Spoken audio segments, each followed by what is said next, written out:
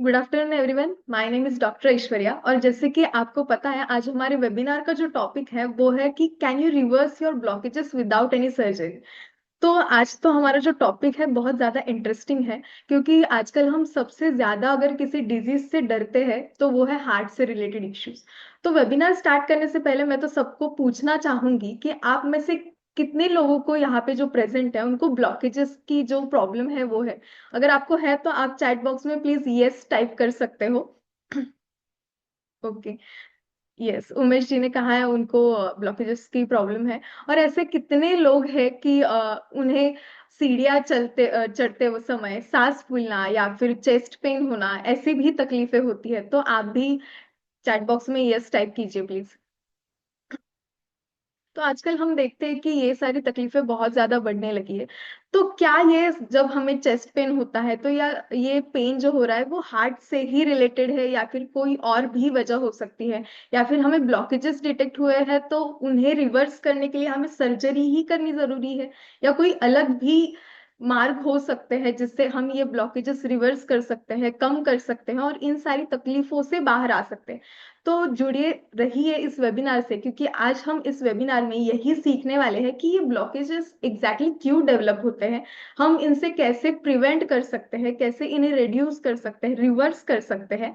और इसके लिए हमारे साथ जुड़े हैं हमारे माधोपा के expert doctor doctor Vipin Gond sir, जो आज हमें बताएंगे कि एग्जैक्टली ये ब्लॉकेजेस निर्माण होने का कारण क्या होता है और without surgery, without allopathy medicine हम इन्हें कैसे ठीक कर सकते हैं। Good afternoon Vipin sir. Good afternoon all. Okay sir, जैसे कि अभी आपने देखा कि हमारे पेशेंट्स में से बहुत लोगों ने बोला है कि उन्हें ब्लॉकेजेस है और उन्हें चेस्ट पेन वगैरह ऐसी जो तकलीफें होती है वो भी बहुत सारे लोगों ने यस किया है चैट बॉक्स में। तो मुझे तो सबसे पहले एक क्वेश्चन पूछना है आपको कि एग्जैक्टली ये हार्ट ब्लॉकेजेस क्या होते हैं और कैसे फॉर्म होने लगते हैं ये। ओके, तो बहुत ही इम्पोर्टेंट टॉपिक आज के वेबिनार का है जो कि है हार्ट ब्लॉकेजेस का। तो बहुत से सभी को कंसर्न होता है कि हम देखते हैं कि किसी को अचानक से हार्ट अटैक आ जाता है। हार्ट अटैक आने के बाद जब एंजियोग्राफी की जाती है तो उसमें पता चलता है कि ब्लॉकेजेस हो गए। तो ये ब्लॉकेजेस सभी को परेशान करते रहता है। जैसे कि हम 50 60s में 50s में जब पहुंच जाते हैं तो ब्लॉकेजेस नाम का जो भूत है वो पीछे पड़ जाता है। तो आज हम मोस्टली इसके बारे में शायद क्वेश्चंस मैडम पूछने वाले, तो मैं आंसर करने की कोशिश करूंगा सिंपल तरीके से कि ये ब्लॉकेजेस क्या है, कैसे होता है और इसको ट्रीट कैसे किया जा सकता है, सभी कुछ हम कवर करेंगे। तो पहले तो हमें समझना चाहिए कि ब्लॉकेजेस होते क्या है। तो ये ब्लॉकेजेस जो है ये हमारे शरीर के किसी भी नसों में हो सकता है। जो हमारे शरीर में आर्टरीज होते हैं, वेन्स होते हैं, तो ये कहीं भी ब्लॉक तैयार हो सकता है। तो ये ब्लॉक बेसिकली बनता है चर्बी से। चर्बी जो है वो वहां पर जाके जमी हो जाती है। तो ये कोरोनरी ब्लॉकेजेस का मतलब है कि जो हार्ट की हमारी नसें हैं उन नसों में जाके ये चर्बी बैठ जाता है, जिसकी वजह से वो ब्लॉकेजेस हमारे हार्ट के अंदर तैयार हो जाते हैं।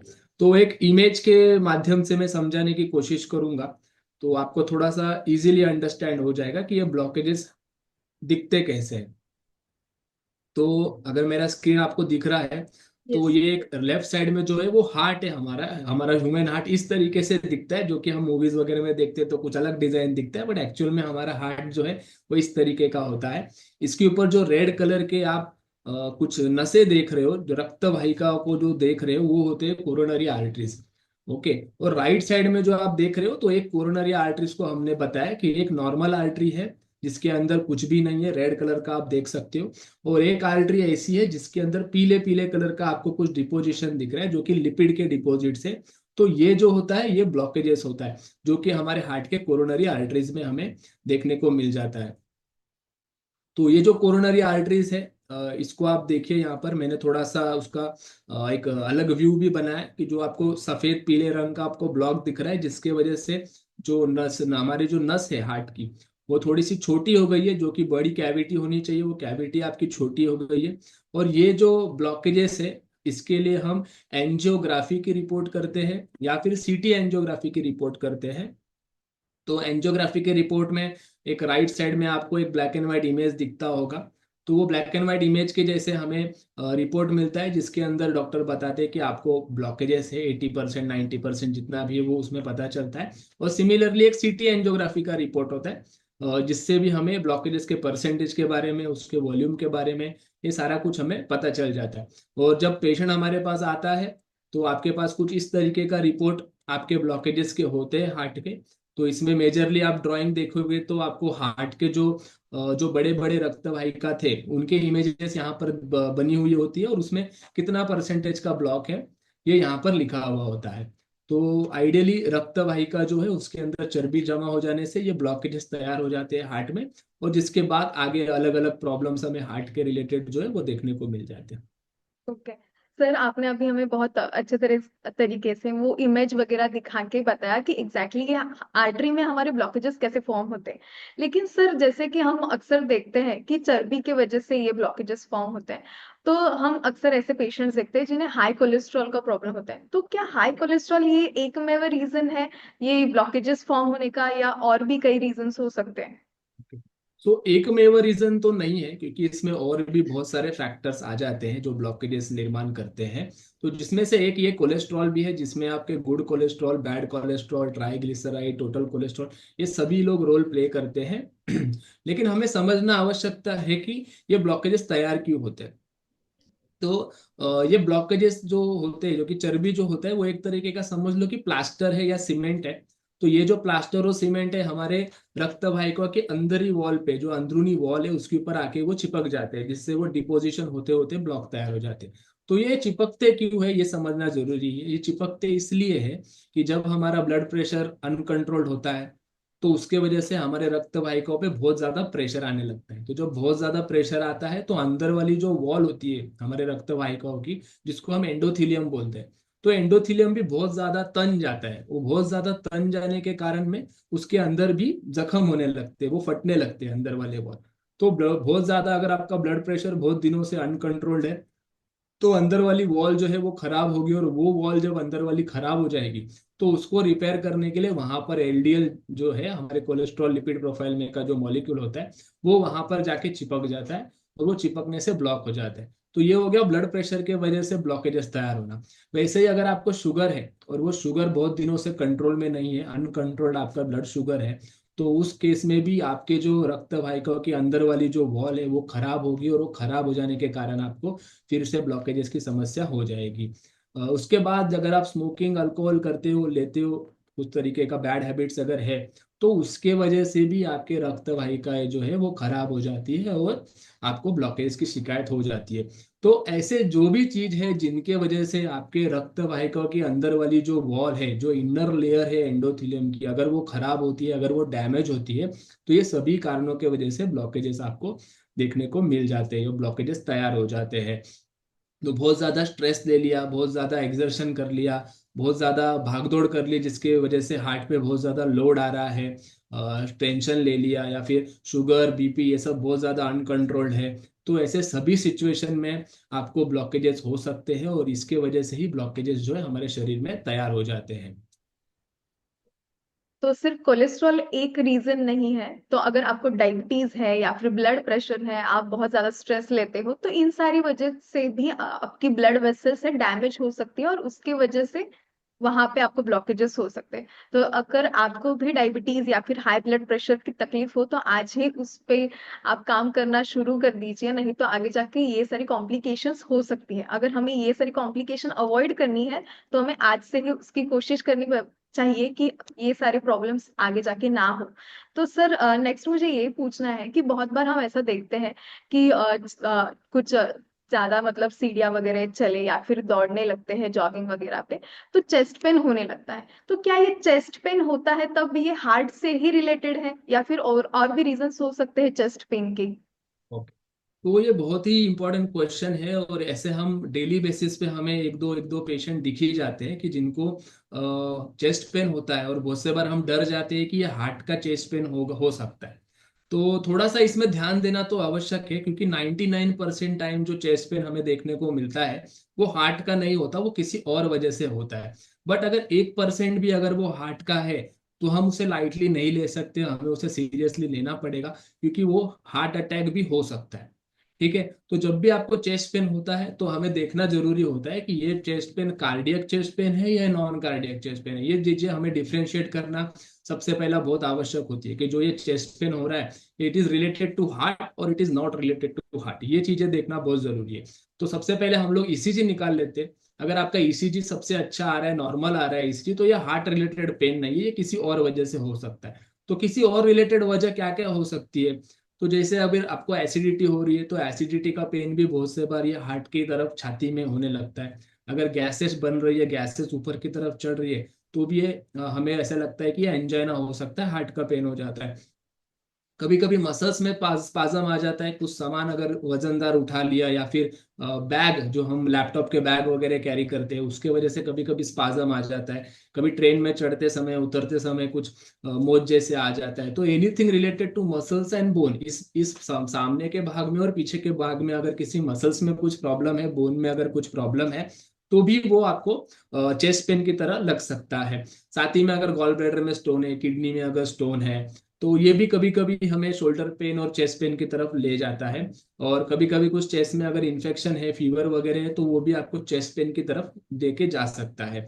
तो हमें यहाँ पर एक ईसीजी निकालना बहुत जरूरी हो जाता है। अगर हम ईसीजी निकाल लेते हैं चेस्ट पेन में, तो वो रूल आउट हो जाता है कि ये हार्ट वाला पेन है या हार्ट वाला नहीं है। अगर ये हार्ट वाला पेन है तो वो सीरियस कंडीशन होती है, तो उस समय में हमें आईसीयू में जाना या फिर एक डॉक्टर के पास जाना बहुत जरूरी होता है उसके इलाज करने के लिए। अगर ये हार्ट रिलेटेड पेन नहीं है तो ये दूसरा कुछ हो सकता है, तो उसे हम टाइमली अगर मैनेज करें तो वो हमें रिलीफ मिल सकता है। ऐसा कंपलसरी नहीं है, अगर आपको चेस्ट पेन हो रहा है तो वो एग्जैक्टली हार्ट से रिलेटेड नहीं हो, तो आप नजदीकी डॉक्टर के पास जाके ईसीजी वगैरह जैसे टेस्ट कर सकते हैं, जैसे कि सर ने अभी बोला। तो उससे आपको पता चल सकता है कि ये एग्जैक्टली हार्ट रिलेटेड है या फिर इसका और भी कोई रीजन है। तो सर अभी हमने देखा कि ये सारे जो रीजंस हैं कि ब्लॉकेजेस, कोलेस्ट्रॉल वगैरह, इन सारे चीजों की वजह से ब्लॉकेजेस फॉर्म होते हैं। तो ये हार्ट ब्लॉकेजेस की वजह से हमें हार्ट अटैक आने के चांसेस कितने ज्यादा है? ओके। हार्ट हार्ट हार्ट के ब्लॉकेजेस के वजह से हार्ट अटैक आना, ये थोड़ा सा हम कॉमनली देखते हैं, क्योंकि पहले हम देखते हैं कि हार्ट अटैक आता है उसके बाद मोस्टली ब्लॉकेजेस दिखता है, क्योंकि उसके पहले तो हम कोई जांच ही नहीं कराते, जैसे एंजियोग्राफी वगैरह तो कराते ही नहीं है। तो आइडियली ये दोनों चीजें साथ साथ में चलती है। पहले हम देखते हैं कि पेशेंट को हार्ट अटैक आता है, वो हॉस्पिटल में जाते हैं, आईसीयू में जाते हैं, ट्रीटमेंट कराते हैं, फिर उनकी एंजियोग्राफी होती है और फिर उस एंजियोग्राफी में पता चलता है कि वो उनको हार्ट अटैक आया, मतलब उनको ब्लॉकेज है ऐसे पता चलता है। तो इसका क्वेश्चन का आंसर देने के लिए मैं एक स्टोरी यहाँ पर बताना चाहूंगा। तो वो केस मैं एक पीपीटी के द्वारा आपके सामने शेयर करता हूँ। तो इसका आंसर मैं आप सभी से चैट बॉक्स में जानना चाहूंगा। अभी जो मैं आपके सामने एक केस दिखाऊंगा, मोहन जोशी का। ओके।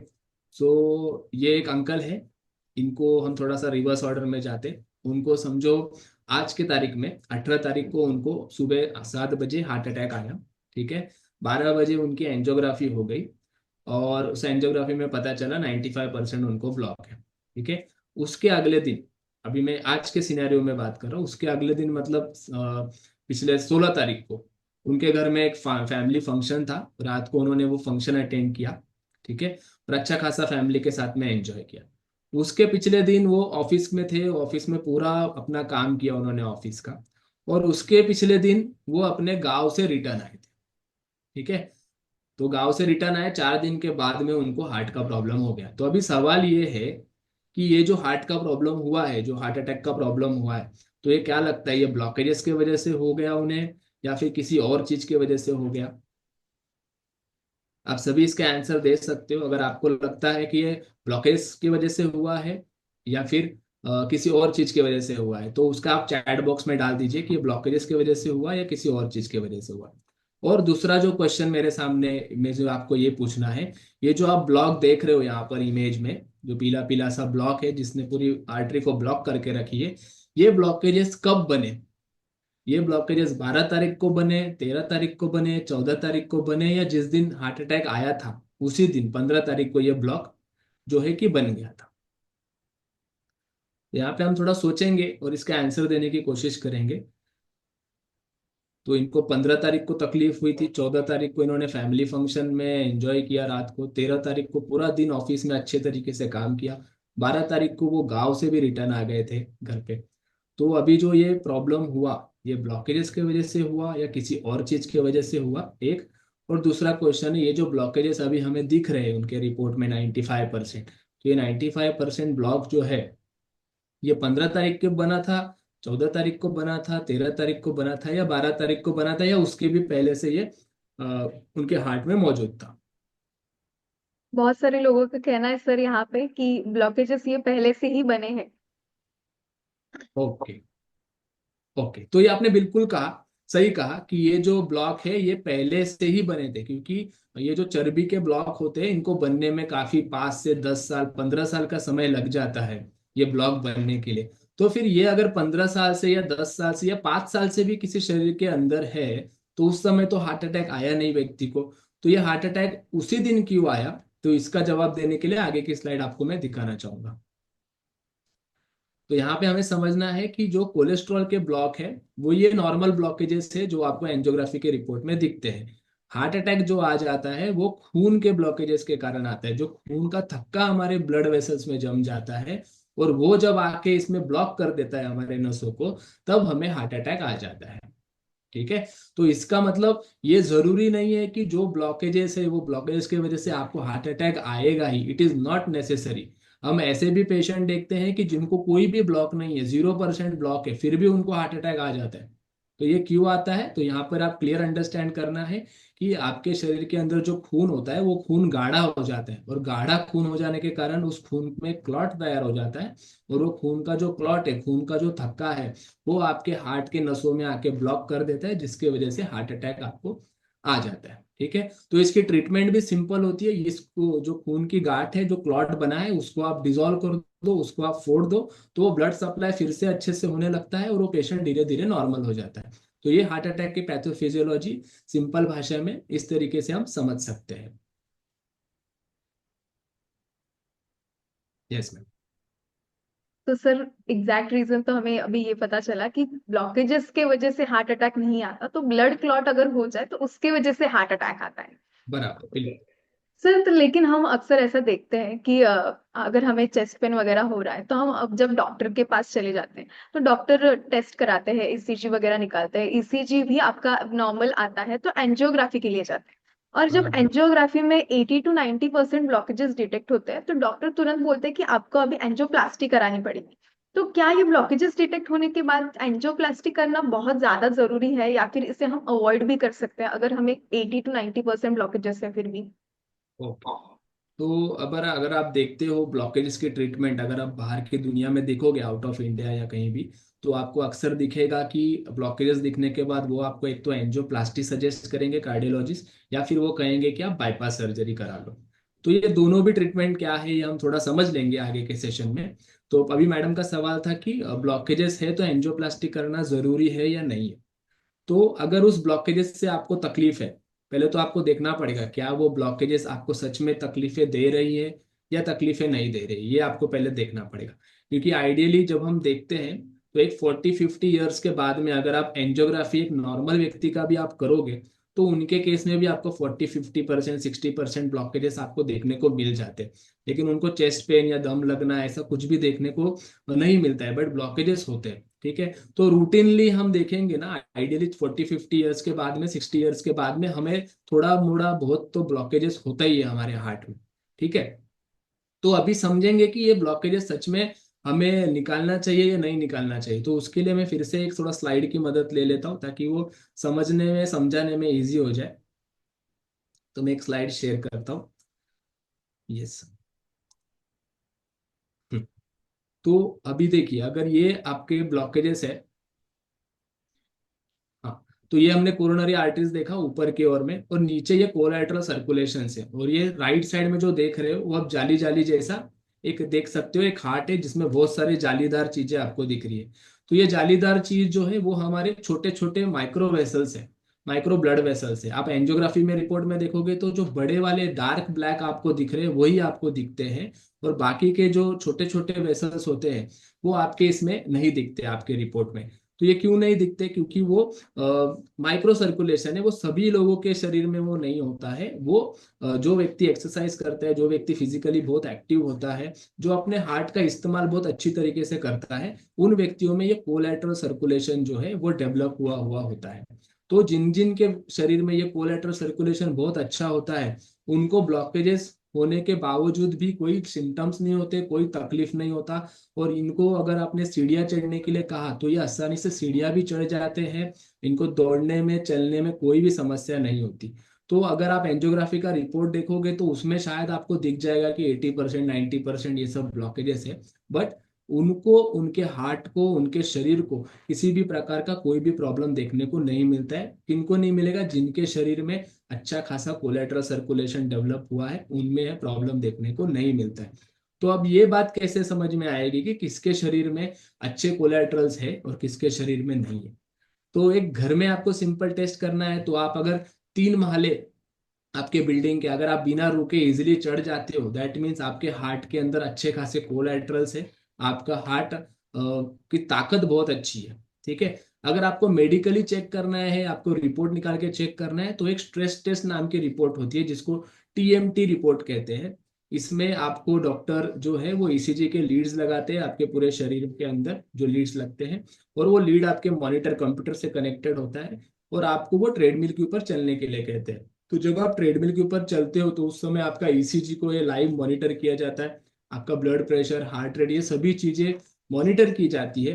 तो ये रिपोर्ट से पता चलता है, अगर ये रिपोर्ट में आप 15 मिनट आसानी से चल जाते हो बिना किसी तकलीफ के, बिना किसी चेस्ट पेन के, और आपका रिपोर्ट नॉर्मल आता है, यानी कि नेगेटिव आता है आपका रिपोर्ट, तो आपको 100% भी अगर ब्लॉक है तो भी आपको डरने की आवश्यकता यहाँ पर नहीं होती है। क्योंकि आपके हार्ट की ताकत बहुत अच्छी है और आपके हार्ट में कोलेट्रल्स जो है वो बहुत अच्छी तरीके से डेवलप हो गए हैं। जिन व्यक्ति का ये स्ट्रेस टेस्ट का रिपोर्ट पॉजिटिव आता है, या फिर उनके चलने की क्षमता ये बहुत ही कम होती है, 1 2 मिनट या 5 मिनट से भी कम होती है अगर ट्रेडमिल पे चलने की क्षमता, तो ये व्यक्ति जो है, इनको ट्रीटमेंट की आवश्यकता होती है। क्यों आवश्यकता होती है? क्योंकि उनके शरीर में कोलैटरल शायद कम डेवलप हुए हैं, या फिर उनके शरीर में जो इलास्टिसिटी होती है, हमारे ब्लड वेसल्स में प्रॉपर्टी है कि जब जरूरत पड़े तो डायलेट हो जाए खून पहुंचाने के लिए, जब जरूरत नहीं है तो सिकुड़ जाए। ये जो इलास्टिसिटी है, ये अगर आपकी ब्लड वेसल्स की कम हो जाती है तो आपका ट्रेस टेस्ट जो है वो पॉजिटिव आता है। तो ब्लॉकेजेस कितने हैं, तो उसके लिए एंजियोप्लास्टी या ट्रीटमेंट की आवश्यकता है क्या नहीं, उससे बेहतर मैं आपको ये सजेस्ट करूंगा कि आप टीएमटी का टेस्ट कराओ। और टीएमटी के टेस्ट में अगर आप 15 मिनट चल लेते हो, या 10 मिनट 12 मिनट के ऊपर आप चल लेते हो, तो डैट मीन्स आपको किसी भी सर्जरी की वगैरह कोई आवश्यकता नहीं है। आपका हार्ट बहुत अच्छा है और आप बहुत अच्छा कर रहे हो। अगर आप ट्रेडमिल पर नहीं चल पाते हो, आपको 1 महला चढ़ने के बाद भी सीने में दर्द हो रहा है, सांस फूल रहा है, तो दैट मीन्स बहुत बड़ा प्रॉब्लम हार्ट के अंदर है और उसको ट्रीटमेंट की आवश्यकता है। तो उसकी ट्रीटमेंट कैसी होगी, क्या होगी, हम आगे के इसमें डिस्कस कर लेंगे। तो ऐसा कुछ कंपलसरी नहीं है, अगर आपको ब्लॉकेजेस डिटेक्ट हुए तो एंजियोप्लास्टी करनी ही चाहिए। अगर अब मतलब ऐसे बहुत सारे, सर ने भी अभी बोला कि मैंने भी ऐसे बहुत सारे पेशेंट्स देखे हैं कि जिनमें 90% या फिर 95% ब्लॉकेजेस हैं, और उनको पता भी नहीं चलता कि इतने ज्यादा ब्लॉकेजेस हैं। उन्हें ना ही चेस्ट पेन होता है या फिर सांस फूलने की तकलीफ होती है। उनका सब रूटीन भी बहुत अच्छा होता है। तो सर आपने हमें ये बहुत अच्छे से बताया कि एग्जैक्टली जो हमारी मेन आर्टरीज होती हैं उनके आजू बाजू में कोलैटरल्स होती है, तो अगर मेन आर्टरी भी ब्लॉक हो जाए तो कोलैटरल्स उन्हें सपोर्ट करती है ब्लड सप्लाई प्रोवाइड करने में। और ये हम अगर किसी टेस्ट से पता लगा सकते हैं तो स्ट्रेस टेस्ट ये इसके लिए बहुत अच्छी टेस्ट है, जिससे हमें पता चलता है कि हमारी हार्ट की स्ट्रेंथ, उनकी कोलैटरल्स की कैपेसिटी कितनी ज्यादा अच्छी है। ओके सर, जैसे कि आपने अभी स्ट्रेस टेस्ट के बारे में बोला, तो आप एग्जैक्टली हमें बता सकते हो कि ये स्ट्रेस टेस्ट किन किन लोगों को करनी चाहिए? मतलब ऐसा कुछ कंपलसरी है क्या कि हमें कुछ तकलीफ है उसके बाद ही हमें स्ट्रेस टेस्ट करनी चाहिए? Not not necessary. आप एक, जैसे आप जनरल चेकअप करते हो, अब साल में एक बार बहुत से लोग अभी ब्लड चेकअप करा लेते हैं, बाकी रूटीन सारा बॉडी चेकअप करा लेते हैं, तो उसके साथ साथ आप एक टीएमटी का टेस्ट भी करा सकते हो। एक पहले ईसीजी ली जाती है, ईसीजी लेने के बाद में टीएमटी की टेस्ट होती है। तो इसमें हार्ट की ताकत के बारे में हमें अंदाजा आ जाता है। तो जो लोग फिट है, जिन्हें कोई तकलीफ नहीं है, वो रूटीनली साल में एक बार ये टेस्ट करा सकते हो। अभी किन व्यक्ति ने ये कंपलसरी टेस्ट कराना ही चाहिए? तो जिनको डायबिटीज है, जिनको ब्लड प्रेशर है, जिनका कोलेस्ट्रॉल बहुत बढ़ा हुआ होता है, जिनका वजन बहुत ज्यादा बढ़ा हुआ है, जिनके लाइफ में बहुत स्ट्रेस है, रूटीन पूरी तरीके से डिस्टर्ब है, खाने पीने का समय बराबर नहीं है, सोने का समय भी बराबर नहीं है, कम नींद आती है, तो ऐसे सभी लोगों ने कंपलसरी ये टीएमटी की जांच करा लेनी चाहिए। क्योंकि ये जो टीएमटी की जांच है ये बहुत ही बेसिक टेस्ट है, लेकिन इससे जो आपको इंसाइट्स मिलते हैं जो कि आपको बहुत ज्यादा हेल्प करते हैं डॉक्टर को ये समझने के लिए कि अभी आपकी हार्ट की स्थिति कैसी है। तो ये टीएमटी की जांच जो लोगों का मैंने अभी नाम लिया था, डायबिटीज, बीपी, वजन बढ़ा है, कोलेस्ट्रॉल बढ़ा है, इन्होंने कंपलसरी करा लेना चाहिए। अगर आप फिट हो, 30 साल 35 साल की आपकी उम्र हो गई है, तो भी आप साल में एक बार अगर करवाते हो, 15 मिनट से ज्यादा अगर आप चल लेते हो, तो कोई भी टेंशन लेने की बात इसमें नहीं होती है। अगर आप 15 मिनट से कम चलते हो, तो कहीं ना कहीं आपकी हार्ट की ताकत कम हो गई है, तो उसे बढ़ाने के लिए हमें कुछ ना कुछ करना पड़ता है, और उसके बहुत सारे उपाय हैं जिससे हार्ट की ताकत बढ़ सकती है। और ऐसा भी हमें देखा है कि जिन व्यक्ति के हार्ट की ताकत बहुत अच्छी होती है, जैसे ट्रेडमिल पर चलने की क्षमता अगर 12 मिनट से ज्यादा है, तो ऐसे लोगों को अगर कभी हार्ट अटैक भी आता है तो उन्हें बहुत ज्यादा तकलीफ नहीं होता है, वो हॉस्पिटल में आसानी से जाकर अपना ट्रीटमेंट कराकर आ जाते हैं। जिन व्यक्तियों का VO2 मैक्स कम है, यानी कि ट्रेडमिल पर चलने की क्षमता अगर कम है, उनको अगर कुछ इंसिडेंस हो जाता है हार्ट के रिलेटेड, तो उनको रिकवर करने में डॉक्टरों को बहुत मेहनत करनी पड़ जाती है, और वो इजीली रिकवर भी नहीं होते। तो इसके लिए टीएमटी की जांच बहुत इंपॉर्टेंट है। सभी ने एक बार ये टीएमटी की जांच करवा लेनी चाहिए। बहुत ज्यादा कॉस्टली टेस्ट नहीं है, 900-800 रुपए से लेकर 1,500-2,000 रुपए के बीच में ये सभी जगह पे ऑल ओवर इंडिया में हो जाता है। तो अगर कुछ भी आपको प्रॉब्लम नहीं है, आप हेल्दी हो, फिर भी आपको साल में एक बार जरूर ये टेस्ट करनी चाहिए कि आपकी हार्ट की स्ट्रेंथ कितनी ज्यादा अच्छी है। और अगर आपको डायबिटीज या फिर ब्लड प्रेशर, हाई कोलेस्ट्रॉल ऐसी सारी तकलीफें हैं, तो जरूर आपको 6 महीने में एक बार या फिर 3 महीने में एक बार तो करनी ही चाहिए, कि नहीं तो मतलब ये जो कॉम्प्लिकेशंस होते हैं हार्ट से रिलेटेड, तो उनसे हम बच सकते हैं। ओके सर, तो मुझे ये पूछना है, बहुत ज्यादा हमारी पेशेंट्स की भी क्यूरियोसिटी है कि क्या सच में विदाउट सर्जरी हमारे ब्लॉकेजेस रिवर्स हो सकते हैं या फिर कम हो सकते हैं क्या? यस, ये क्वेश्चन आ रहा है, ये तो बहुत अच्छी बात है कि कुछ समय पहले तक, जैसे 15 साल 18 साल जब माधव बाग की शुरुआत हुई थी, तो हमने बेसिकली 18 साल पहले माधव बाग की शुरुआत की थी इसी थॉट से कि हमें ब्लॉकेजेस कम करने हैं, और हमारे बहुत सारे पेशेंट्स के ब्लॉकेजेस जो है उस समय भी कम हो रहे थे। बट एक एक ऐसे बात या फिर ऐसा साइंस में ऐसा मानना था ऑल ओवर वर्ल्ड में कि ब्लॉकेजेस ये कभी कम नहीं हो सकता, ब्लॉकेजेस के लिए आपको एंजियोप्लास्टी या बाईपास यही उपाय है, इसके अलावा कोई उपाय नहीं है। लेकिन माधव बाग पीछे 18 सालों से हार्ट डिजीज के ऊपर काम कर रहा है, और ब्लॉकेजेस को कम करना ये हमारा पहले से प्रायोरिटी रहा है। तो ऐसे बहुत सारे केसेस हैं हमारे पास से, आज तक हमने हजारों से भी ज्यादा पेशेंट्स के ब्लॉकेजेस पूरी तरीके से कम किए हैं। उसके कुछ उदाहरण भी मैं आपको यहाँ पर दिखा दूंगा। तो मैं पीपीटी के द्वारा आपको दिखा देता हूँ कि ब्लॉकेजेस सच में कम होते हैं, और ऐसे हमारे पास बहुत सारे लोग हैं जिनके ब्लॉकेजेस हमने कम किए हैं। यूट्यूब पे भी बहुत सारे पेशेंट्स ने अपने टेस्टिमोनियल्स भी रिकॉर्ड किए हैं ब्लॉकेजेस कम हुए हैं जिनके, तो वो यहाँ पर देख सकते हैं। तो उसके पहले हम एंजियोप्लास्टी और बाईपास सर्जरी क्या है इसको भी थोड़ा समझ लेते हैं, फिर माधोबाग की ट्रीटमेंट क्या है और कैसे काम करती है ये भी समझ लेते हैं। तो यहाँ पर पहले जो आप इमेज देख रहे हो, जो ऊपर की तरफ है एंजियोप्लास्टी लिखा है नीचे, वहां पर स्टेंटिंग हो रहा है।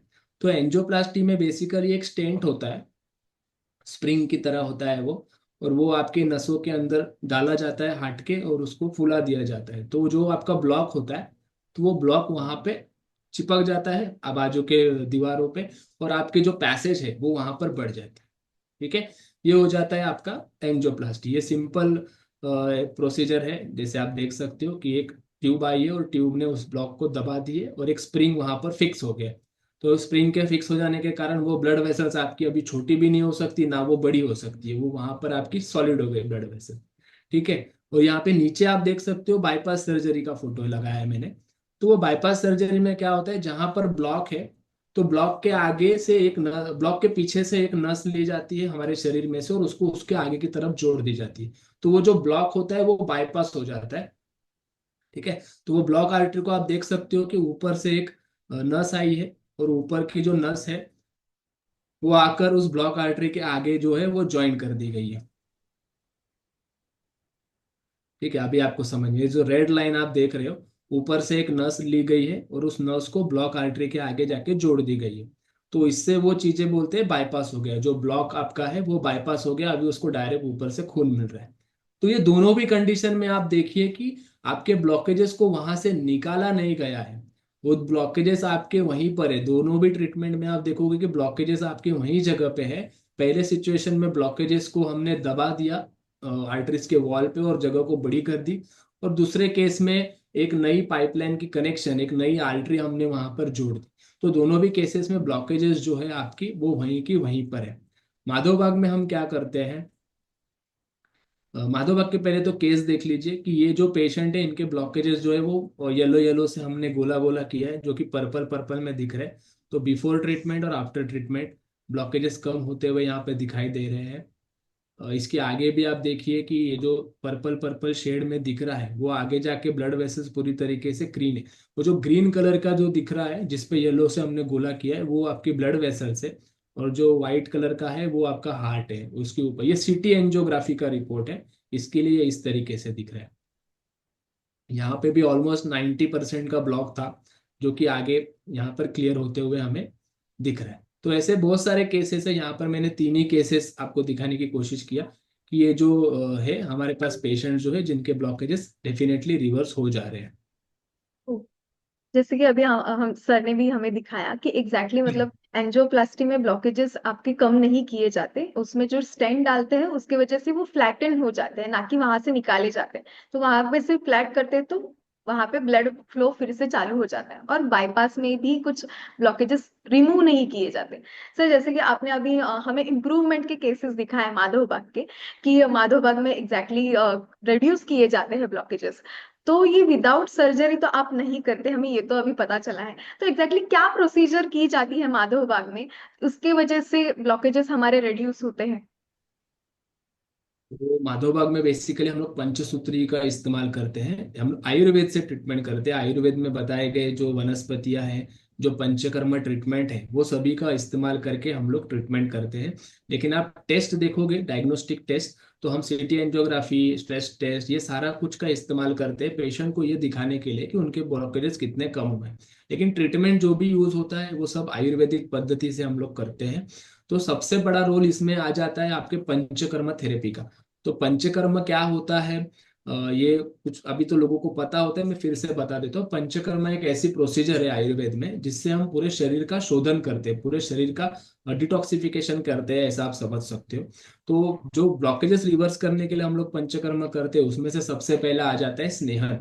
स्नेहन में होता है कि अर्जुन सिद्ध जो तेल होता है उससे आपके पूरे शरीर का मालिश होता है। एक प्रकार का स्ट्रोक से एक तरीका होता है मसाज करने का पूरे बॉडी का, उसे हम सेंट्रीपिटल ओलिएशन कहते हैं। वो एक तरीके से आपके पैरों से शुरुआत करके पूरे हार्ट के दिशा की तरफ एक मसाज होता है, स्ट्रोक्स दी जाती है, उसे सेंट्रीपिटल ओलिएशन कहते हैं।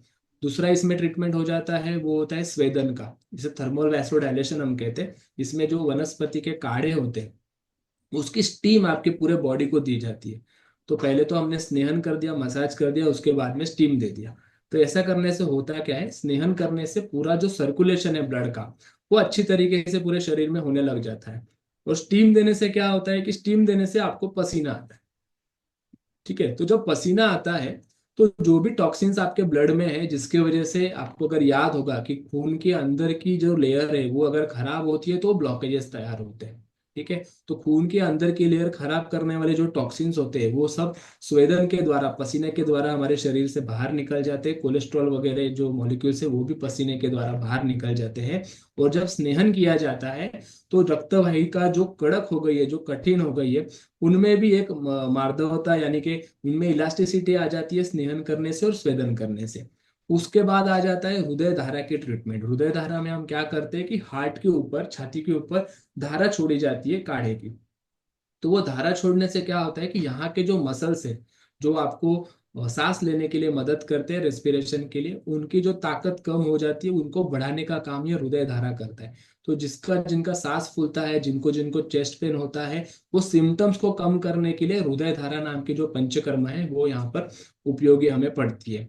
फिर अंत में आ जाता है बस्ती ट्रीटमेंट। ये बस्ती ट्रीटमेंट इस ट्रीटमेंट में सबसे इंपॉर्टेंट होता है, क्योंकि जो दवाई हमें देनी है, जो अर्जुन से बनी हुई और बाकी के वनस्पतियों से बनी हुई जो दवाई है, उसका काढ़ा जो है वो हम इनिमा, यानी कि जो हमारा टॉयलेट का जो रास्ता है वहां से, गुद द्वार से वो हमारे शरीर के अंदर हम वो दवाई दे देते हैं बस्ती। तो ऐसे स्नेहन, स्वेदन, हृदय धारा और बस्ती का मिलाकर ये पंचकर्म होता है, और इससे पूरे बॉडी का जो है वो शुद्धिकरण हम कर लेते हैं।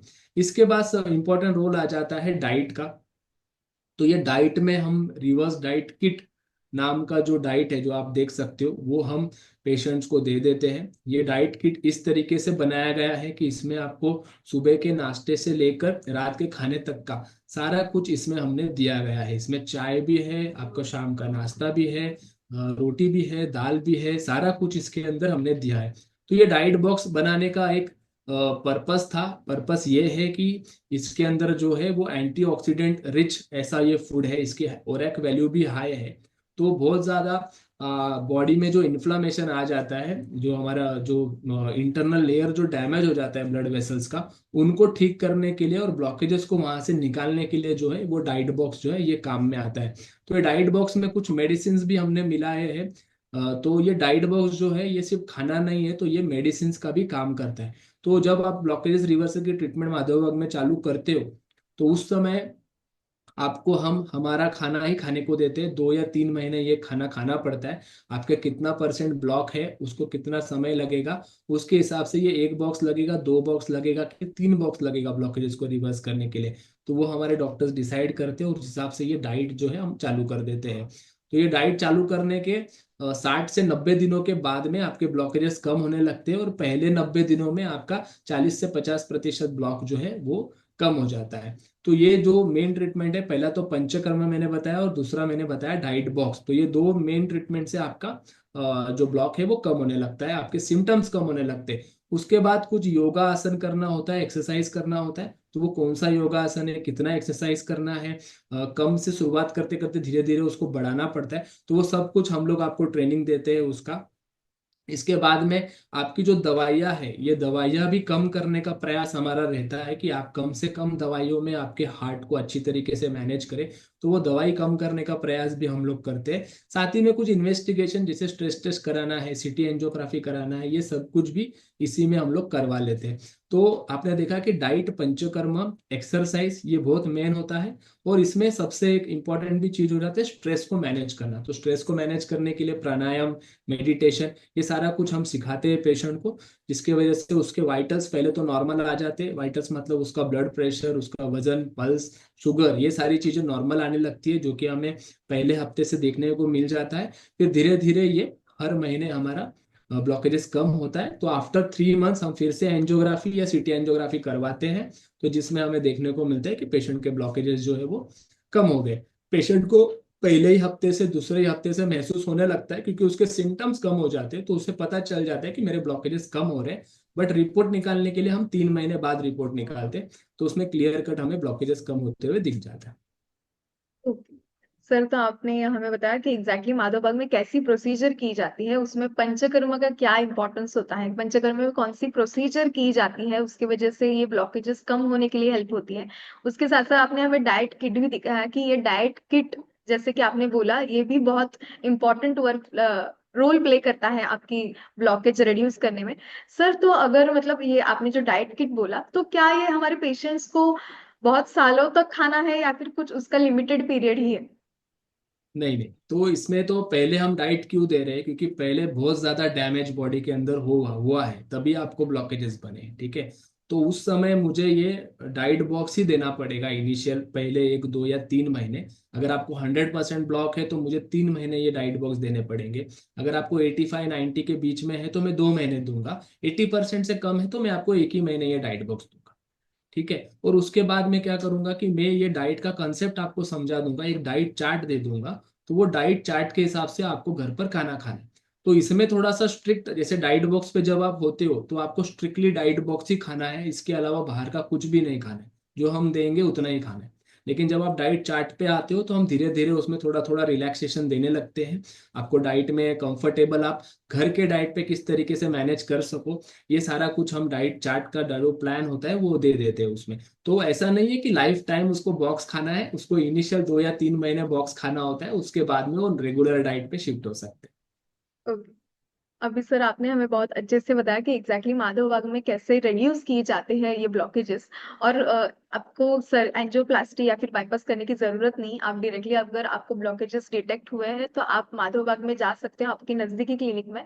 तो आपको कैसे पंचकर्म या फिर डाइट किट, एक्सरसाइज और हर्बल मेडिसिन के गाइडेंस से आप जरूर आपके हार्ट ब्लॉकेजेस जो है रिड्यूस कर सकते हो। जैसे कि सर ने हमें अभी पेशेंट के कुछ केसेस भी बताए। तो जरूर अगर आपको ये सारी तकलीफें हैं तो आप आपकी नजदीकी माधव बाग क्लिनिक में जाइए, और आपको वहां पे प्रॉपर गाइडेंस मिल सकता है कि आप एग्जैक्टली कैसे इन सारी चीजों से बाहर आ सकते हो।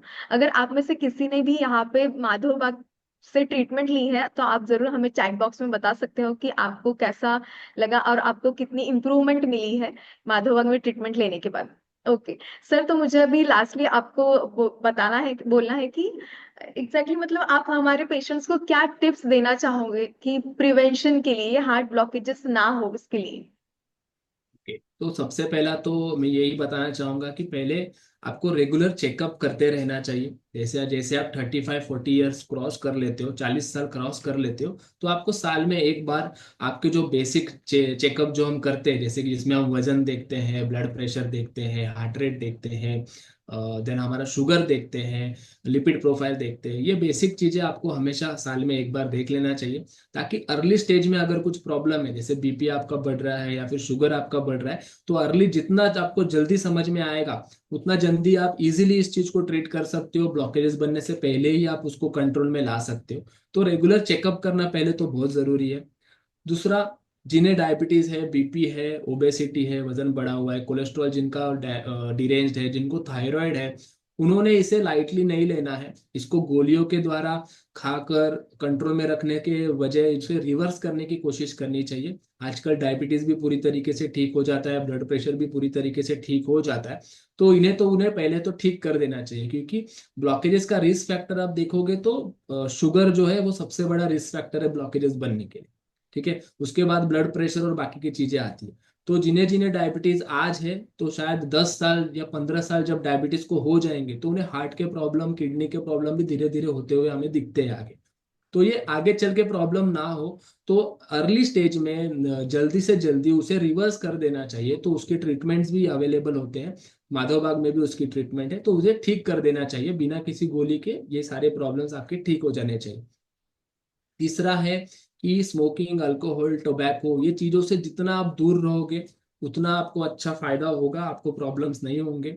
चौथा आ जाता है कि आपको स्ट्रेस स्ट्रेस आपको आएगा, बट आपको स्ट्रेस को मैनेज करना सीखना है। तो मैनेज कैसे करना है, उसके लिए आप योगा, आसना, प्राणायाम, ये सारी चीजों का मदद ले सकते हो, मेडिटेशन का मदद ले सकते हो। लेकिन स्ट्रेस को अपने ऊपर हावी होना नहीं देना है, क्योंकि 50% केसेस अगर आप देखोगे हार्ट प्रॉब्लम्स के, तो वो स्ट्रेस रिलेटेड ही होते हैं।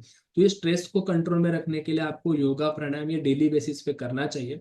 और ऐसे देखा जाता है कि जो व्यक्ति डेली सुबह उठ के आधा घंटा एक्सरसाइज करता है या आधा घंटा चलने जाता है, प्राणायाम करता है, उनमें स्ट्रेस लेवल काफी कम होता है। उनको स्ट्रेस आते हैं बट उनको डील करने के लिए उनके पास में ताकत होती है उस स्ट्रेस से। तो वो एक आप कर सकते हो। साथ ही मैं कहना चाहूंगा कि जंक फूड्स या फिर जो फ्राइड फूड्स है उसे आप जितना दूर रख सकते हो उतना दूर आपको रहना है।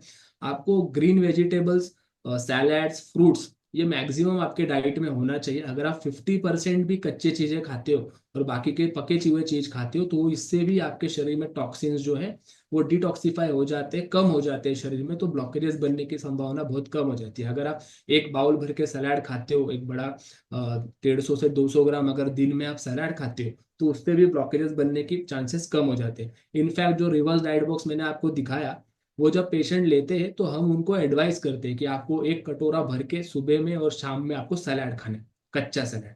तो जब कच्चा सलाद खाते हो तो उससे ब्लॉकेजेस भी बहुत अच्छी तरीके से कम हो जाता है। तो जिनको ब्लॉकेजेस न बने ऐसा लगता है, तो उन्होंने भी सैलड्स खाना चालू कर देना चाहिए। ठीक है। साथ में और इम्पोर्टेंट चीज हो जाता है कि आपको नींद बराबर से लेनी है। आपकी 6 से 8 घंटे की नींद ये होनी बहुत जरूरी है। क्यों होनी जरूरी है? क्योंकि जब आप सोते हो, सोने के समय में ही आपके शरीर के अंदर रिपेयरिंग का काम शुरू हो जाता है। ठीक है। तो हमारा जो शरीर है वो इस तरीके से बना हुआ है कि वो खुद से खुद का रिपेयरिंग कर लेता है।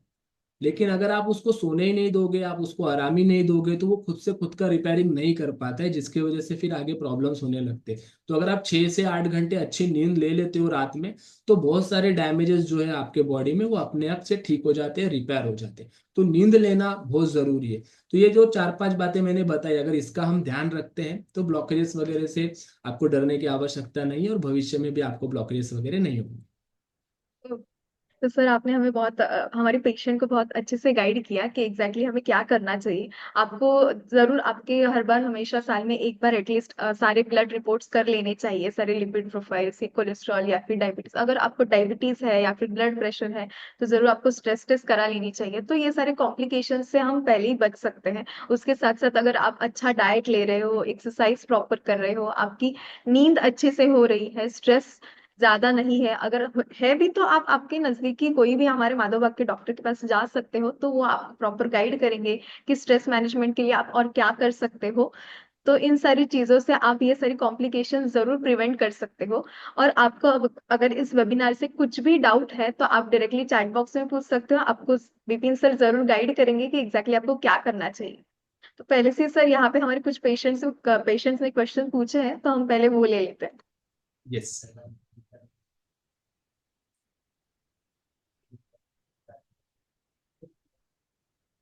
सर हमारे एक पेशेंट ने क्वेश्चन पूछा है कि उनका कोलेस्ट्रॉल लेवल है तो 220 है, लेकिन ट्राइग्लिसराइड उनके 63 है और एचडीएल है वो 53 है। तो ये हार्ट हार्ट डिजीज इसके वजह से उनको हो सकता है क्या, क्योंकि उनका ओके। टोटल कोलेस्ट्रॉल लेवल ज्यादा है। ओके। अगर ये जो वैल्यूज आप बता रहे हो, ये अगर मेडिसिन खाने के बाद है, यानी कि स्टैटिन्स नाम की जो गोली आती है, अटोरवास्टैटिन, रोजुवास्टैटिन, अगर ये खाने के बाद है उसके गोली के, तो ये पैरामीटर्स अच्छे नहीं है, इससे आपको प्रॉब्लम्स हो सकते हैं।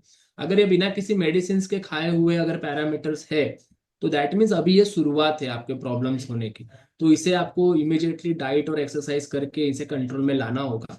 तो वो इजीली आप कंट्रोल में ला सकते हो। आप हमारे डॉक्टर से मिलिए माधव बाग में, हम आपको सजेशन या डाइट प्लान दे देंगे, जिससे आपका ये प्रॉब्लम जो है वो सॉल्व हो जाएगा। अगर आपने स्टैटिन खा के ये पैरामीटर बताए हैं, तो ये बताता है कि दवाई खाने के बावजूद भी कोलेस्ट्रॉल बढ़ रहा है, दैट मीन्स ये बड़ा प्रॉब्लम हो सकता है। सर अगर आपको कोलेस्ट्रॉल लेवल आपका नॉर्मल लेके आना है तो डोंट वरी, आप कोई भी आपकी नजदीकी माधोबा क्लिनिक में जा सकते हो, वहाँ आपको हमारे डॉक्टर प्रॉपर गाइड करेंगे और आपका जो ये बढ़ा हुआ कोलेस्ट्रॉल है वो जल्दी से जल्दी आपका नॉर्मल हो सकता है। सर हमारे नेक्स्ट विनोद जी ने पूछा है कि जो आपने डाइट बॉक्स अभी दिखाया था तो उस डाइट बॉक्स का प्राइस क्या है। वो डाइट बॉक्स का प्राइस 7,500 रुपया है। ठीक है, 7,500 में वो आपको माधोबाग के किसी भी क्लिनिक में मिल जाएगा। ऑनलाइन भी माधोबाग के वेबसाइट से वो आप मंगा सकते हो, लेकिन मेरा सजेशन रहेगा कि एक बार आप डॉक्टर से कंसल्ट कर लेना, उसके बाद ही ये चालू कर। ओके। तो विनोद जी आपको ये ऑनलाइन भी मिल सकता है, लेकिन सर ने जैसे कि बोला आप एक बार डॉक्टर से कंसल्ट कर लो तो आपको प्रॉपर गाइड कर सकते हैं कि एग्जैक्टली ये कैसे लेना है और कितने दिनों के लिए आपको लेना है। ओके। सर नेक्स्ट रविकांत जी ने क्वेश्चन पूछा है कि स्टेयरकेस चढ़ते समय उनकी सांस फूलने लगती है, लेकिन उन्हें कोई चेस्ट पेन वगैरह नहीं होता, तो क्या ये प्रॉब्लम हार्ट से रिलेटेड हो सकती है। यस यस, बिल्कुल हो सकती है।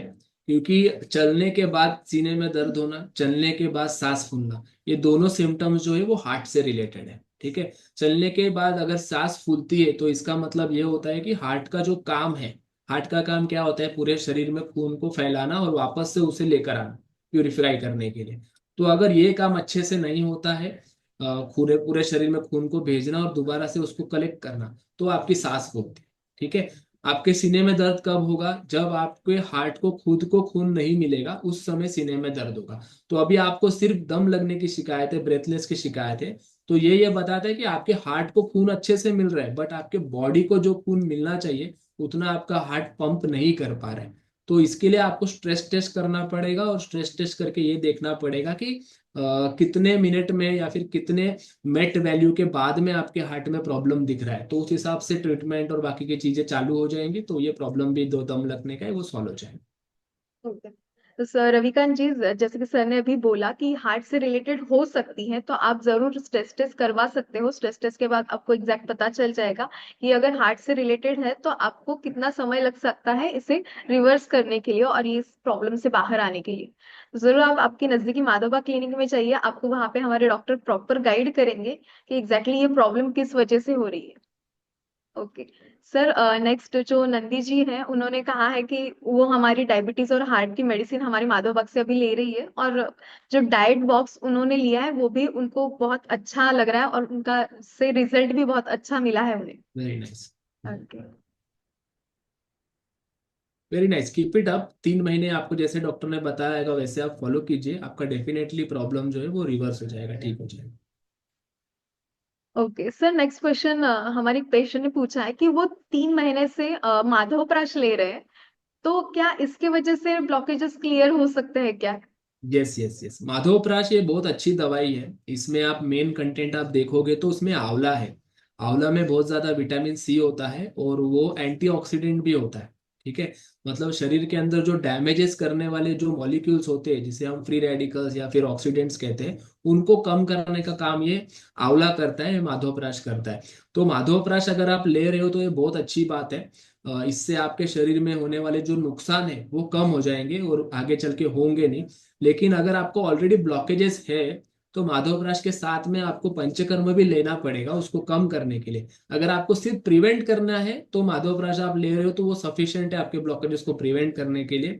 लेकिन आपको ब्लॉकेजेस ऑलरेडी बताया है डॉक्टर ने, आपके रिपोर्ट में आया है, तो उसके साथ में आपको पंचकर्म का भी सहायता लेना पड़ेगा। तो ये 2-3 महीने में आपका ब्लॉकेज जो है वो कम हो जाएगा।